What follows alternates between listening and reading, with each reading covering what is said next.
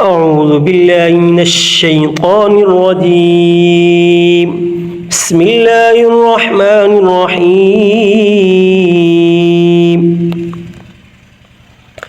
ياسين والقرآن الحكيم إنك لمن المرسلين على صراط مستقيم تنزيل العزيز الرحيم لتنذر قوما ما أنذر آباؤهم فهم غافلون لقد حق القول على أكثرهم فهم لا يؤمنون إنا جعلنا في أعناقهم أغلالا فهي إلى الأذقان فهم مقمحون وجعلنا من بين أيديهم سدا ومن خلفهم سدا فأغشيناهم فهم لا يبصرون وسواء عليهم أأنذرتهم أم لم تنذرهم لا يؤمنون إنما تنذر من اتبع الذكر وخشي الرحمن بالغيب فبشره بمغفرة وأجر كريم إنا نحن نحيي الموتى ونكتب ما قدموا وآثارهم وكل شيء أحصيناه في إمام مبين واضرب لهم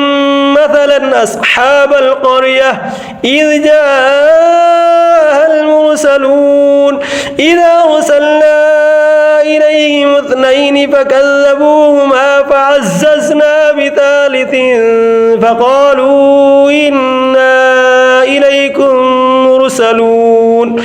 قالوا ما أنتم إلا بشر مثلنا وما أنزل الرحمن من شيء إن أنتم إلا تكذبون قالوا ربنا يعلم إنا إليكم لمرسلون وما علينا إلا البلاغ المبين قالوا إنا تطيرنا بكم لئن لم تنتهوا لنرجمنكم وليمسنكم منا عذاب أليم قالوا طائركم معكم أئن ذكرتم بل أنتم قوم مسرفون وجاء من أقصى المدينة رجل يسعى قال يا قوم اتبعوا المرسلين اتبعوا من لا يسألكم أجرا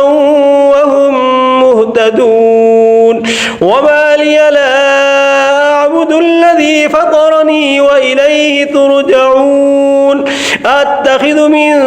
دونه آلهة إن يردني الرحمن بضر لا تغن عني شفاعتهم شيئا ولا ينقذون إني إذا لفي ضلال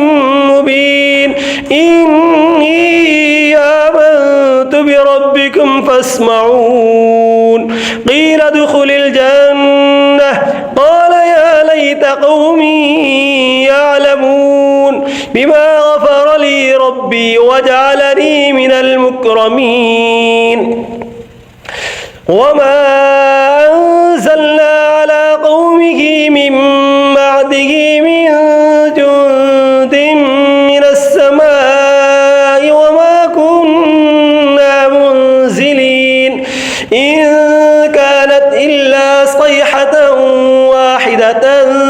فإذا هم خامدون يا حسرة على العباد ما يأتيهم من رسول إلا كانوا به يستهزئون ألم يروا كم أهلكنا قبلهم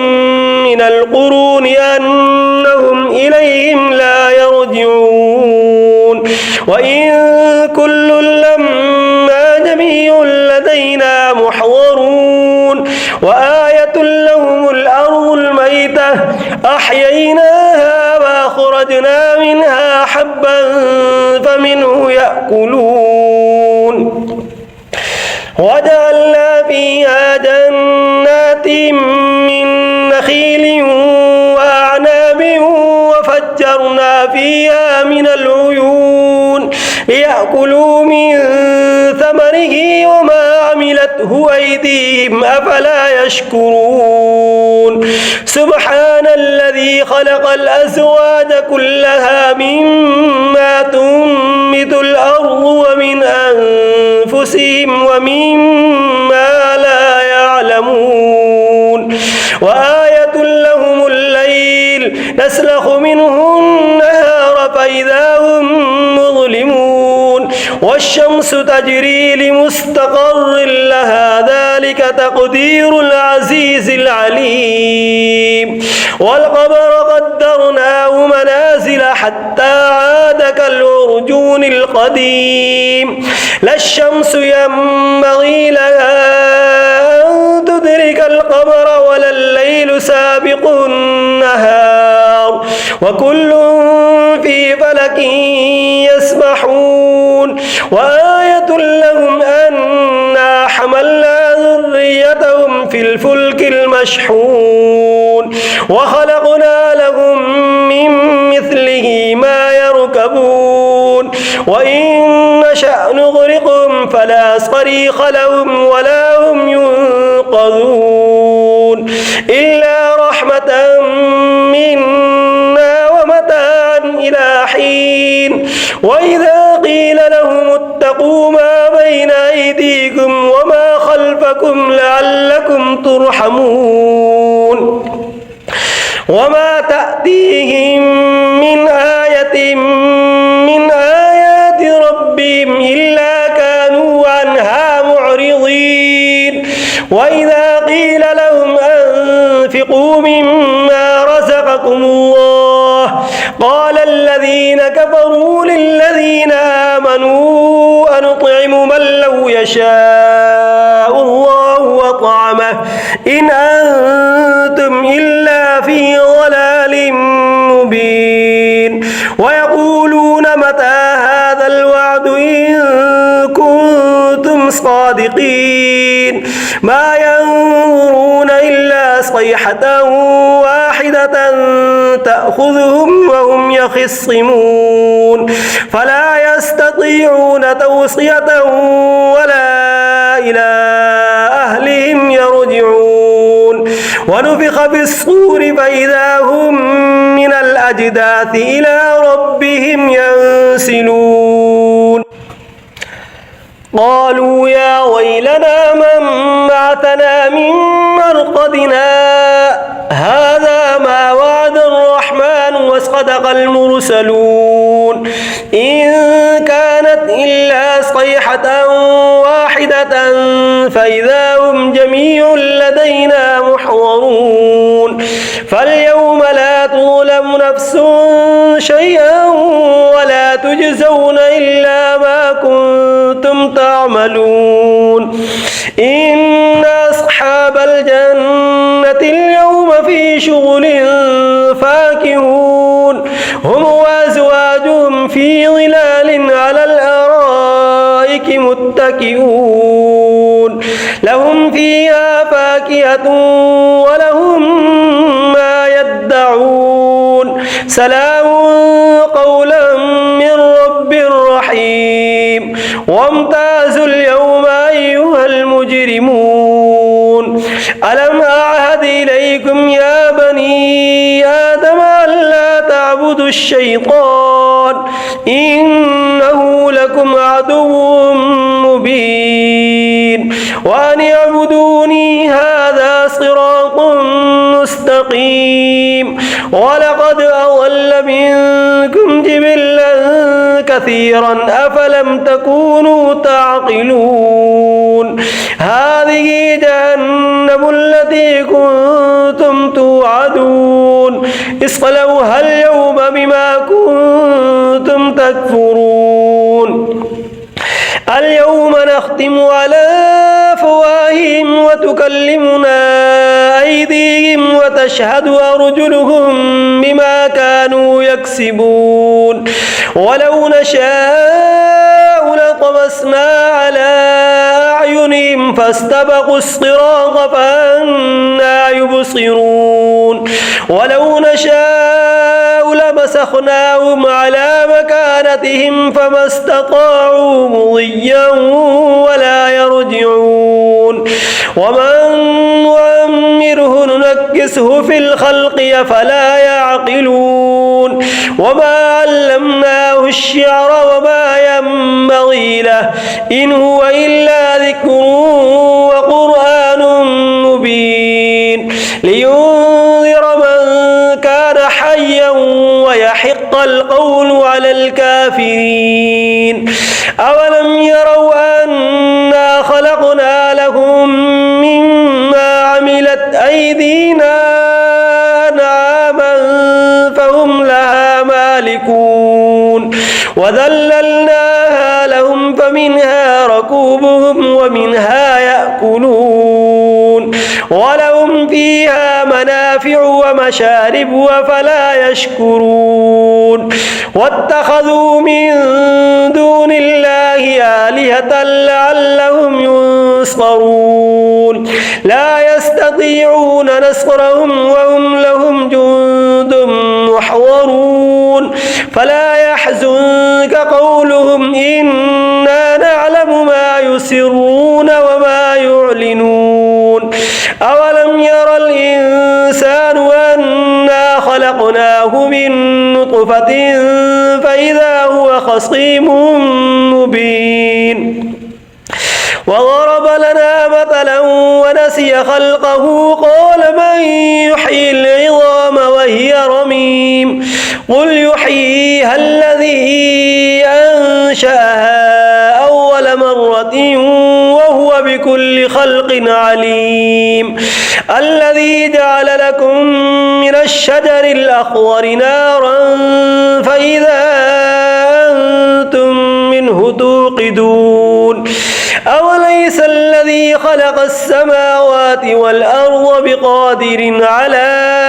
أن يخلق مثلهم بلى وهو الخلاق العليم إنما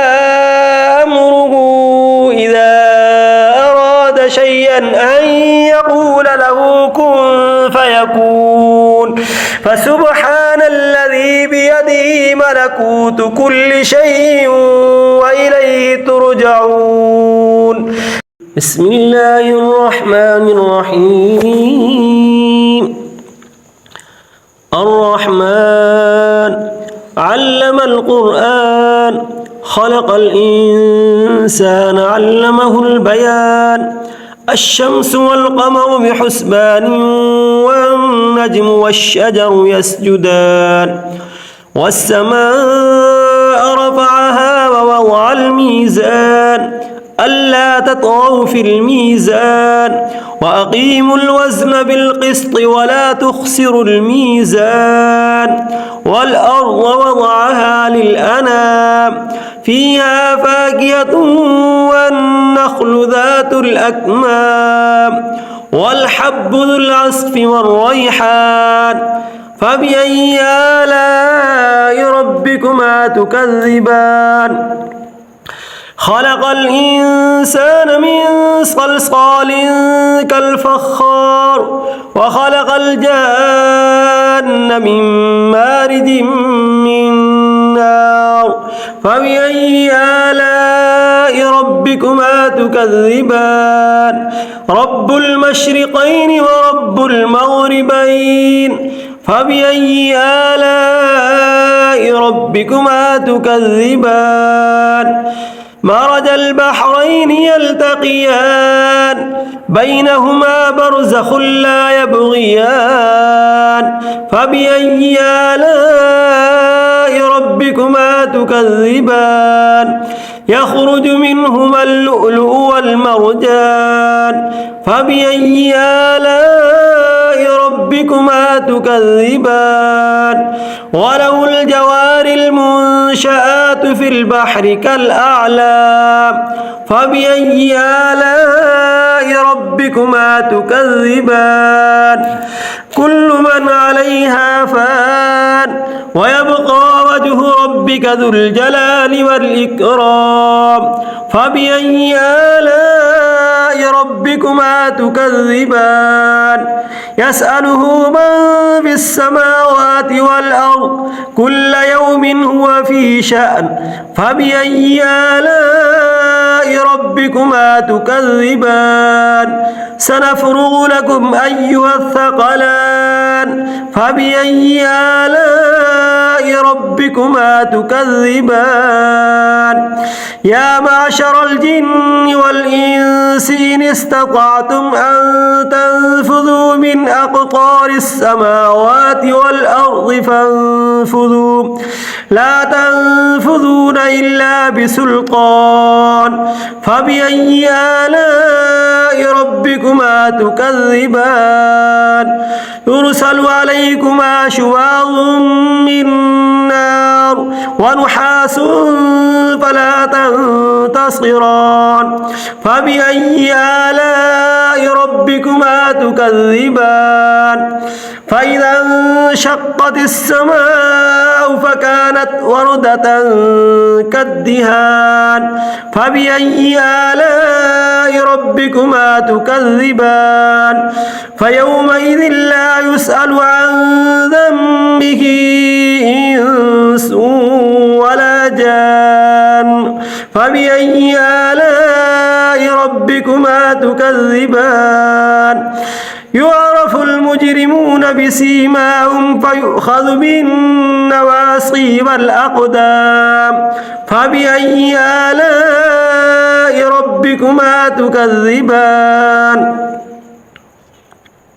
هذه جهنم التي يكذب بها المجرمون يطوفون بينها وبين حميم آن فبأي آلاء ربكما تكذبان ولمن خاف مقام ربه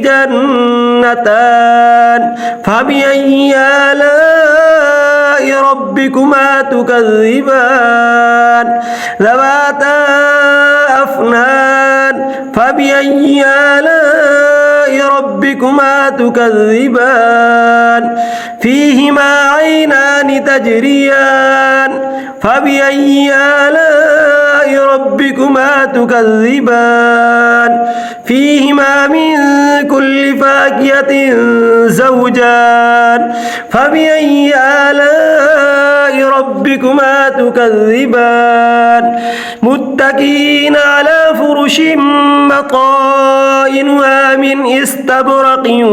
وجنى الجنتين دان فبأي آلاء ربكما تكذبان فيهن قاصرات الطرف لم يطمثهن إنس قبلهم ولا جان فبأي آلاء ربكما تكذبان كأنهن الياقوت والمرجان فبأي آلاء ربكما تكذبان هل جزاء الإحسان إلا الإحسان فبأي آلاء ربكما تكذبان ومن دونهما جنتان فبأي آلاء ربكما تكذبان مدهامتان فبأي آلاء ربكما تكذبان فيهما عينان نضاختان فبأي آلاء ربكما تكذبان فيهما فاكهة ونخل ورمان فبأي آلاء ربكما ربكما تكذبان فيهن خيرات حسان فبأي آلاء ربكما تكذبان حور مقصورات في الخيام فبأي آلاء ربكما تكذبان لم يطمثهن إنس قبلهم ولا جان فبأي آلاء ربكما تكذبان متكئين على رفرف خضر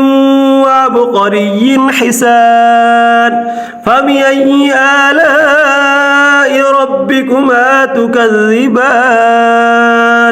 تبارك اسم ربك ذي الجلال والإكرام صدق الله العظيم.